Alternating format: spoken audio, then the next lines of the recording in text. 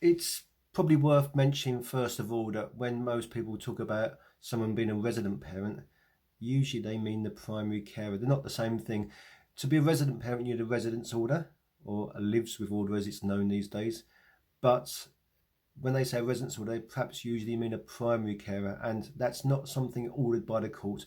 A primary carer is just a reflection of someone who is the carer for the children the majority of the time.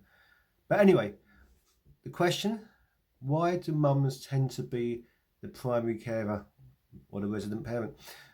Look, the thing is, the courts want stability for children. It's one of the things detailed in the welfare checklist. So if mum was a primary carer before separation, chances are she's going to be the primary carer afterwards. Now I know for dads, when they separate from mum, majority of them are not the primary carer. Perhaps they'll be stuck making a court order for the children. Perhaps they'll be looking at every other weekend and midweek tea, and they want more than that. And I get that. It's something I've got personal experience in. But that's a reflection of the reality. Mums tend to be primary carers after separation because they tend to be primary carers before separation.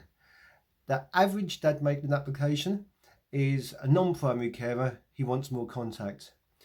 Mums tend to be the primary carers, and the only times that they tend not to be a primary carer is when something major has happened. Maybe there's been drug abuse, alcohol abuse, or mental health issues. It's something that we see quite often. It's just a reflection of the reality. If dads were the primary carers before separation, perhaps more of them would be primary carers afterwards, but it's not the case. So if you're arguing that you want to be the primary carer afterwards, or you want 50-50, it's worth looking at why was that not the case before you separated.